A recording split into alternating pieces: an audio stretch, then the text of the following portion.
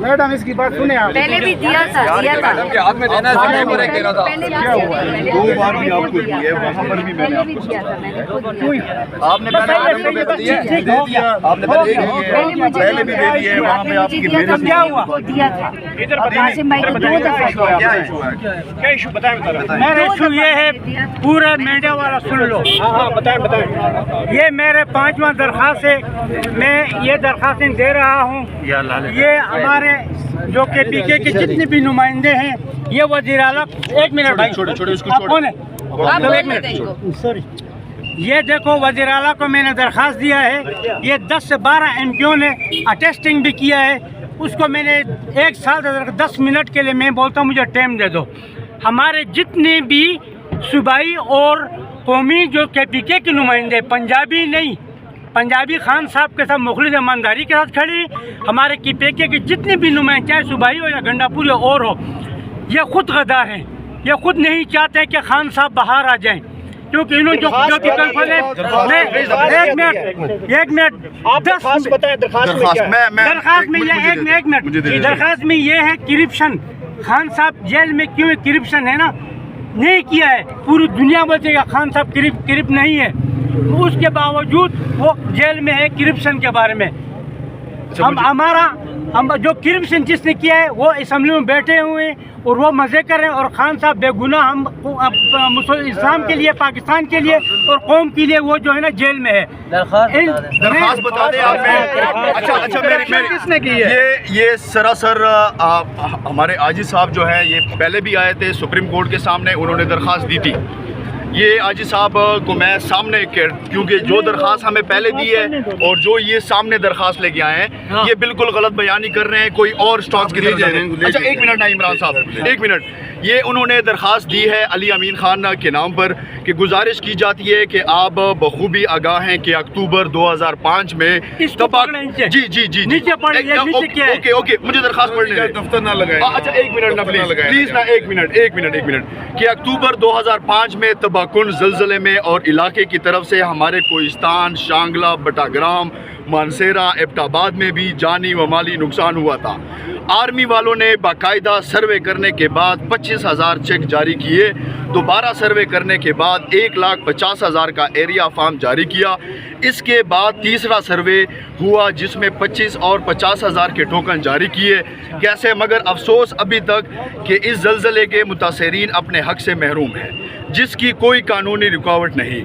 इस सब का बायोडेटा क्लियर है। इन गरीब आवाम के साथ सरासर जुल्म है। हमको कोहिस्तान, शांगला, बटाग्राम, मानसेरा और एबटाबाद के गरीब आवाम आपसे दरख्वास्त करते हैं कि हमारा हक हमें दिया जाए। हम आपके शुक्रगुजार हैं। कि दूसरी बात यह है कि 2006 से लेकर 2016 तक कई लोगों की लिस्टों में पैसा गया, मगर नाम की गलती की वजह से, गलत अकाउंट, गलत शनाख्ती कार्ड, गलत और बहुत गलत बैंक की वजह से कई लोगों की रकम वापस फिर ऑफिस और national bank secretariat branch Peshawar में वापस हुई है, मगर कई मुतासरीन अभी तक अपने हक से महरूम है और कहते हैं कि ये एरिया का काम है, और एरिया कहते हैं कि ये पैरवी का काम है, और कई लोगों की कानूनी रुकावट ने हमें के बावजूद। जस्ट 1 मिनट कंक्लूड करें, इस इशू को सॉल्व करें प्लीज़। जी अपने हक से महरूम है। ये इन्होंने पूरा दरख्वास्त दिया हुआ है। ये दरख्वास्त 2005 में ज़लज़ला आया है। NDMA डिपार्टमेंट जो है, उन्होंने बाकायदा सर्वे करके हर एक बंदे को चेक अनाउंस हो रहे थे। उसमें से इस बाई के साथ जो है मलाकंड डिवीज़न हज़ारे के साथ जो लोग महरूम हुए हैं, उनके खिलाफ ये दरख्वास्त लेके आए हैं, जो कि 2005 में है। नहीं, ये गलत बयानी, बिल्कुल गलत बयानी कर रहे हैं। एक मिनट यहाँ पे दफ्तर लगा लिया आप लोगों ने यार। रास्ते से साइड पे हो जाए, रास्ता छोड़ दें। और आगे इधर रुक जाएं। नहीं रुक। आपने जो कहा ये बिल्कुल गलत बयानी किया है। आप इल्जाम लगा रहे हैं अली अमीन गंडापुर, बिल्कुल लगा रहे हैं। और ये जो ना इसने जो इल्जाम ये है कि हमने 10 मिनट के, एक साथ हमसे 10 मिनट का टाइम दिया। इसने जो बोला कि भाई जो सरासर पड़ा है इसमें, ये देखो मैं आपको बताऊं, मैं ठेकेदार आप जुबानी बता देना।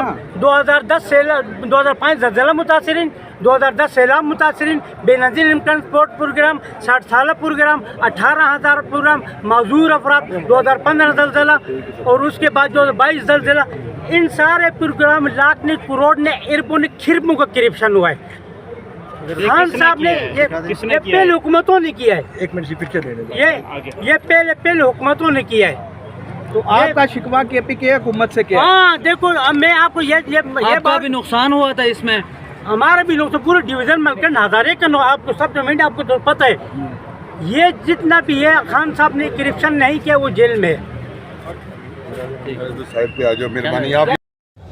اور اس کو کوئی ڈینائی نہیں کر سکتا کہ یہ بحث ایک بڑی مضبوط بحث ہے لیکن اس کے بعد دوسری طرف اگر دیکھا جائے تو آپ کو ایک اصول کے طور پہ آپ نے کرنا ہے کیونکہ کمیٹیز کے جو رولنگز ہیں اسپیشلی نیشنل اسمبلی کی رولنگز جو ہو رہی تھیں اور جو ان کے اقدامات تھے وہ امپلیمنٹ نہیں ہو رہے تھے اور وہاں ہم کوئی کسی قسم کا کردار ادا نہیں کر پا رہے تھے تو اس لیے جب ایک بار فیصلہ ہو گیا تو ٹھیک ہے اب اس کا نقصان اگر ہوتا ہے تو ہم برداشت کریں گے لیکن ڈبیٹ آپ کی جہاں تک آپ کی جو آپ کا پوائنٹ ہے وہ ایک پوائنٹ ہے اور اس کو کوئی بھی ڈینائی نہیں کر سکتا وہ ایک بحث کا حصہ ہوگا یہ اب تاریخی جج کرے گی فیصلہ کرے گی کہ کون سا بہتر فیصلہ تھا ناصر صاحب یہ بتائیے گا کہ کچھ پی ٹی آئی کے ایم این اے ہیں انہوں نے یہ بات کی ہے کہ خان صاحب سے جا کے کوئی 2 وکیل ملے ہیں جب جنید اکبر صاحب کو کہا گیا کہ آپ کمیٹی سے استعفیٰ دیں جن کا پی ٹی آئی سے ظاہر تعلق نہیں ہے لیکن وہ خود کو پی ٹی آئی کا وکیل کہتے ہیں اور انہوں نے خان صاحب کے کان بھرے ہیں اور جنید اکبر کے بارے میں یہ کہا گیا کہ وہ سیر و تفریح پہ ہیں ورلڈ ٹور پہ ہیں تو خان صاحب نے جب یہ لگا جی کمیٹیوں سے آپ لوگ استعفے دے دیں کیا کوئی ایسی خبر ہے کہ جا کے انہیں مس گائڈ کیا جاتا ہے ان کے کان بھرے جاتے ہیں؟ جی مجھے اس کا علم نہیں جو آپ انسیڈنٹ بتا رہے ہیں اس کا مجھے علم نہیں ہے لیکن دیکھیں خان صاحب کو اگر کوئی غلط خبر دیتا ہے تو پھر خان صاحب کو بھی جب ہم ملتے ہیں تو وہ خبر اگر ہم سے پوچھتے ہیں تو کنفرم ہم نہیں کرتے اگر غلط ہے اور میری نظر میں دیکھیں جنید صاحب کا آپ نے ذکر کیا انسیڈنٹ کا انہوں نے بڑی زبردست کارکردگی کی ہے اور کرتے رہے ہیں اور ایک بڑے ہمارے لیڈر ہیں اور بڑے ستون ہیں تو میرا نہیں خیال کہ خان صاحب نے ان کے خلاف کوئی کسی قسم کی ان کو امپریشن ملا ہوگا اگر کسی نے یہ بات کی بھی ہے تو انہوں نے رد کر دی ہوگی وہ سر اپوزیشن لیڈر نامزد کیا گیا علامہ راجہ ناصر عباس کو تو آپ سر پارٹی کا لیڈ بھی کرتے ہیں سینٹ میں پارلیمنٹ لیڈر ہیں تو آپ نہیں آ سکتے تھے اپوزیشن لیڈر عمران خان نے ان کا انتخاب کیوں کیا آپ پر اعتماد کا پلان ہے؟ جی نہیں انہوں نے میرے سے پوچھ کے ہی کیا میں پوچھ کے ہی کیا انہوں نے اور بالکل دیکھیں مجھے کوئی شوق بھی نہیں ہے اور میرا خیال ہے کہ علامہ صاحب بڑے اچھے ایک لیڈر آف دا اپوزیشن بن سکتے ہیں جو خان صاحب نے مجھے میرے ساتھ ڈسکس کیا اس میں انہوں نے یہ کہا تھا کہ میرے خیال کے مطابق آپ کو میں نہیں اس وقت اس پوزیشن میں اس لیے نہیں ڈالنا چاہتا کہ اگر آپ بولیں گے کوئی بھی پی ٹی آئی کا شخص بولے گا تو اس کے خلاف مقدمے ہو جائیں گے اور پھر اس کو جیل میں یا اس کو ڈسکوالیفائی کر دیا جائے گا یا جیل میں بھیج دیا جائے گا تو میں چاہتا ہوں کہ آپ کو سب کو پروٹیکٹ کریں اور اس لیے انہوں نے چوز کیے اپنی ایسے لوگ جن کے خلاف کسی قسم کی کارروائی نہیں ہو سکتی تو میرا خیال ہے یہ بھی ایک ویلڈ پوائنٹ تھا اور اس کے علاوہ علامہ صاحب بالکل ہمارے ساتھ ہیں وہ ایک بڑے لیڈر ہیں میں پارلیمنٹری لیڈر ہوں میں ان کو انشاءاللہ پوری طرح سپورٹ کریں گے اور ان کو کوشش کریں گے کہ وہ اپنا رول جو ہے وہ کردار پوری طرح ادا کر سکیں. Thank you.